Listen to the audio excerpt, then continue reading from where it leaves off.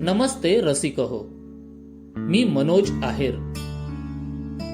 भारतीय संस्कृतीनं हजारो वर्ष धर्म, अर्थ, काम, मोक्ष हे 4 पुरुषार्थ सांगितलेले.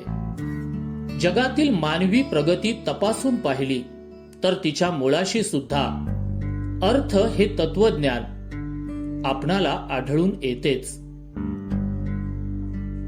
अर्थप्राप्ती, परस्परांशी व्यवहार, आर्थिक विनियोग, गावगाडा, नगर, राष्ट्र यांचा कारभार चालवणे या प्रत्येक बाबतीत अर्थकारणाची भूमिका अतिशय महत्वाची. आपणही समजून घेणार आहोत अर्थकारणाचे विविध टप्पे आणि कप्पे सुद्धा. कारण कुठलाही समाज समृद्ध होण्यासाठी प्रत्येक व्यक्तीला आर्थिक दृष्ट्या साक्षर होणं गरजेचं असतं. साहित्य उत्सवचं विशेष प्रसारण निखिल देशमुख यांच्या सोबत अर्थपूर्ण. साहित्य उत्सव परिवारातील सर्व रसिक श्रोत्यांना माझा नमस्कार आणि अर्थपूर्ण या सदरातील पुढील एपिसोडमध्ये आपलं सर्वांचं सहर्ष स्वागत.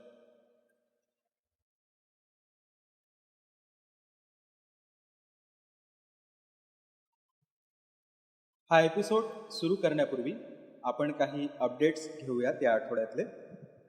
आणि मागील एपिसोडमध्ये आपण लोन या सेगमेंटबाबत जाणून घेण्याकरिता सुरुवात केली, मग ते कंटिन्युएशन पुढे करूयात. सर्वात पहिलं अपडेट आहे की आपण या बातम्या ऐकतायत की 1 ऑगस्टपासनं नॉन बँकिंग डेजला सुद्धा ECS हिट होतील. ECS म्हणजेच इलेक्ट्रॉनिक क्लिअरिंग सिस्टम, आणि आता त्याचं नवीन रूपांतर नॅचमध्ये झालेलं आहे, नॅशनल ऑटोमेटेड क्लिअरिंग हाऊस, ज्याचा लॉंग फॉर्म आहे.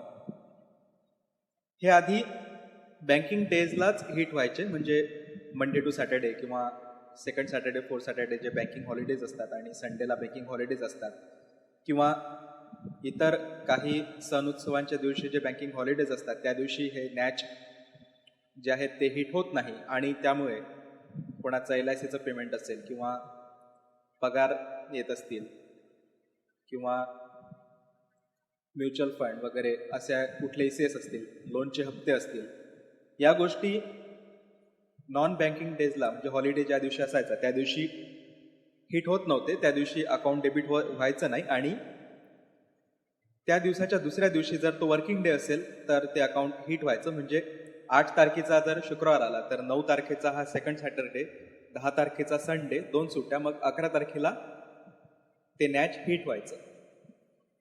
परंतु आता तसं होणार नाही. 9 तारीख जर असेल नॅच हिट होण्याची तर इथून पुढे 9 तारखेलाच तो नॅच हिट होईल, मग त्या दिवशीचा शनिवार असो की रविवार असो. या संदर्भात डेव्हलपमेंट ही जवळजवळ झालेली आहे पूर्ण. त्यामुळे आता बँकिंग डे नसेल तरीसुद्धा त्याच दिवशी लोनचा हप्ता असेल, इन्शुरन्सचा पेमेंट असेल किंवा म्युच्युअल फंडची SIPचा हप्ता असेल किंवा पगाराची येण्याची तारीख असेल, जर ते ऑलरेडी दिले गेले असेल तर या सर्व गोष्टी आता शनिवारी आणि रविवारी, म्हणजे सेकंड आणि फोर्थ सॅटर्डे बाबत बोलतोय, किंवा अशा दिवशी ज्या दिवशी काही सण उत्सवांमुळे सुट्ट्या असतात, या दिवशी सुद्धा नॅच हिट होणार आहेत इथून पुढे. दुसरं असं अपडेट आहे की ई-रुपी, ज्याबाबत आपण बरंच ऐकतोय गेल्या काही दिवसांपासून. ई-रुपी याचा संबंध बऱ्याच जणांनी क्रिप्टो करन्सीला एक पर्याय म्हणून लावला, तर बऱ्याच जणांनी तो central bank digital currency CBDC बरोबर लावला. तर हे नेमकं CBDC आहे का, म्हणजे central bank digital currency e-RUPI आहे का, याबाबत अजूनही स्पष्टोक्ती नाही आहे. आणि त्यामध्ये तज्ज्ञांमध्ये स्पष्टोक्ता नाही आहे, एकजुटता नाही आहे. काही तज्ज्ञांचं असं मत आहे की हे CBDCच्या पाऊलवाटेवर टाकलं गेलेलं एक पाऊल आहे, तर काहींचं ते तसं म्हणणं नाही आहे. तर हे असे मतमतांतर आहेत. आपण जाणून घेणार आहोत की नेमकं ई-रुपी हे काय आहे. ई-रुपी काही असंही गोष्टी कानावर आल्या की लोकांना असं वाटलं की ई रुपी म्हणजेच रुपी कार्ड जे आहे त्याचंच एक रूप असू शकतं, फक्त ते एक ऑनलाईन स्वरूपाचं असेल. तर हे तसंही म्हटलं तरी वावगं ठरू नये, परंतु हे तसं नाही आहे.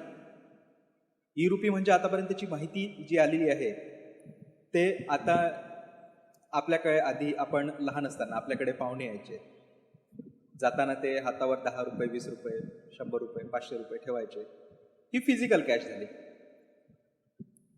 परंतु आता तसं होणार नाही. यानंतरचे जे व्यवहार होतील, ई रुपी काय आहे हे मी तुम्हाला सांगतोय फक्त.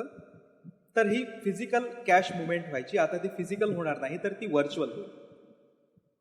आता फक्त एक वाउचर कोड SMS द्वारे किंवा मग एक QR कोड हा येईल मेलद्वारे किंवा कुठल्याही कम्युनिकेशनच्या माध्यमातून, आणि ते वाउचर कोड्स, ते मेसेजेस, ती म्हणजे आपली व्हर्च्युअल करन्सी असेल.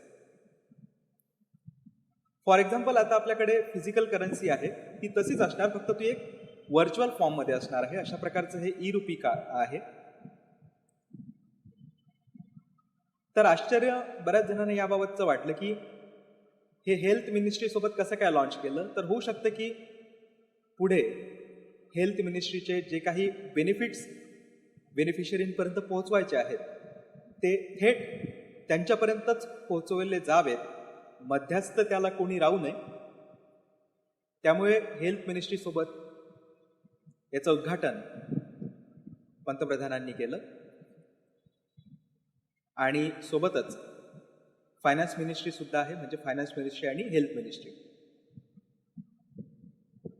हे ई रुपी जे आहे ज्याच्याकरिता दिलं गेलेलं आहे त्याच्याकरिताच थेट वापरलं जाऊ शकतं.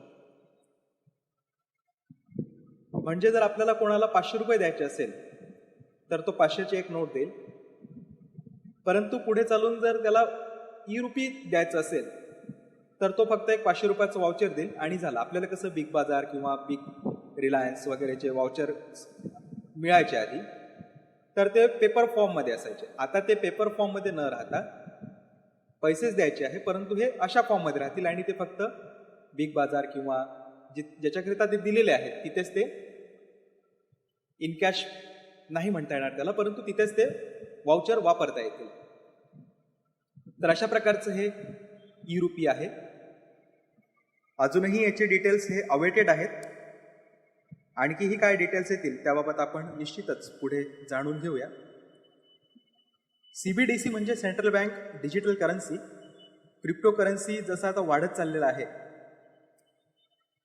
तर सेंट्रल बँक डिजिटल करन्सी अशी असणार आहे की ती रुपयाची जी व्हॅल्यू आहे तीच व्हॅल्यू त्याची असणार आहे, फक्त ते एक डिजिटल फॉर्ममध्ये असणार आहे. त्या संदर्भातही काही निर्णय आला तर तोही आपल्याला लवकरच कळेल, आणि त्या संदर्भातही आपण काही डिटेल्स जर आलेच तर निश्चितच चर्चा करूया. आणि आता आपण आपल्या आजच्या टॉपिकला सुरुवात करूया. लोन या सेगमेंटबाबत बोलत असताना आपण आज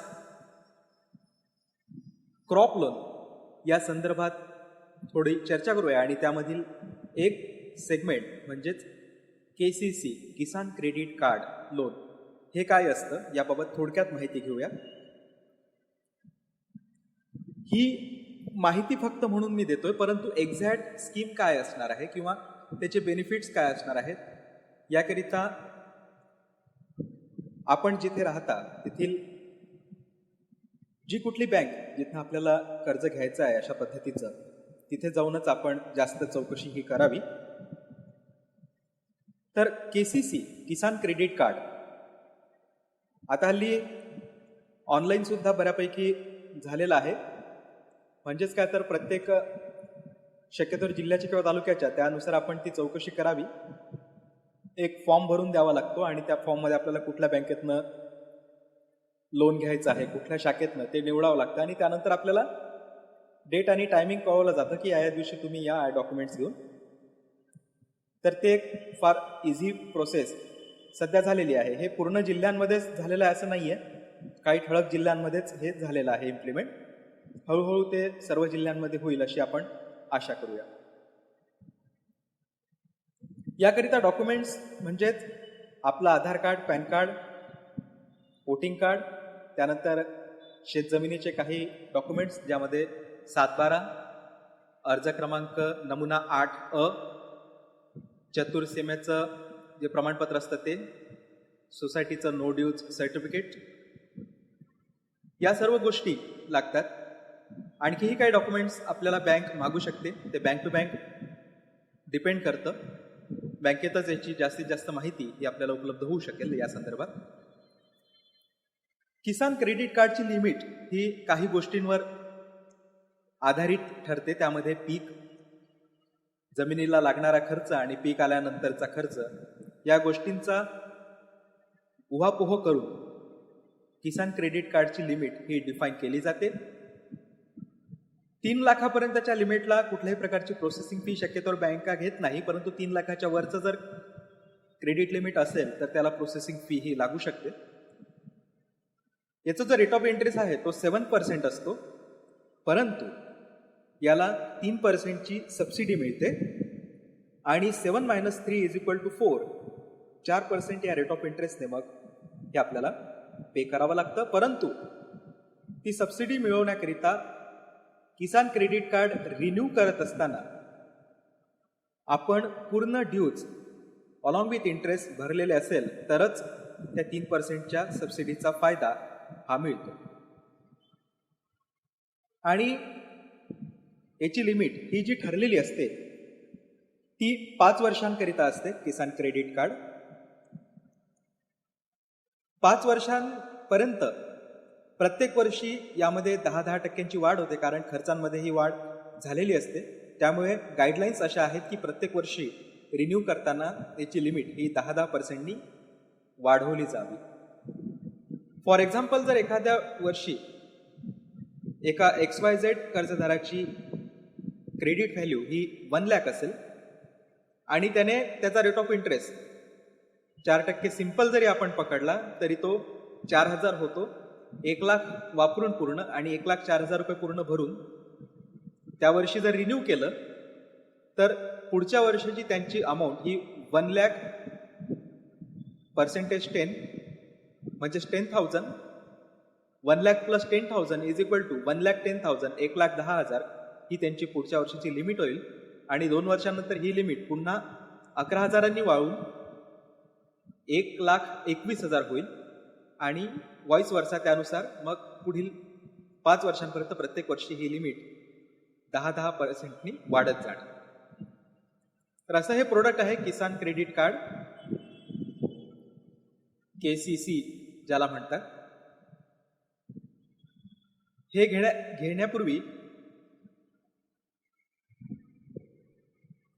आपण या संदर्भात बँकेत जाऊन पूर्ण इन्क्वायरी करावी.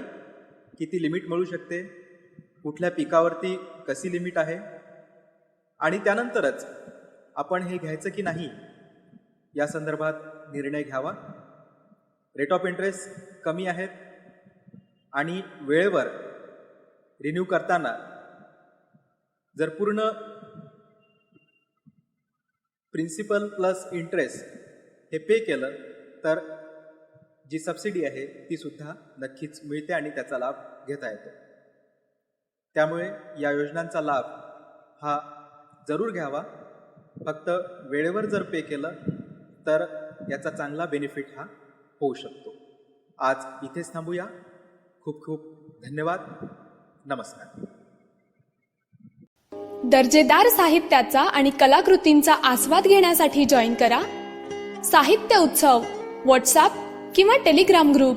जॉईन करण्यासाठी संपर्क करा 98 81 60 20 25 या क्रमांकावर. संपर्क क्रमांक पुन्हा एकदा 9881 60 2025. साहित्य उत्सव हे यूट्यूब चॅनल आजच सबस्क्राईब करा.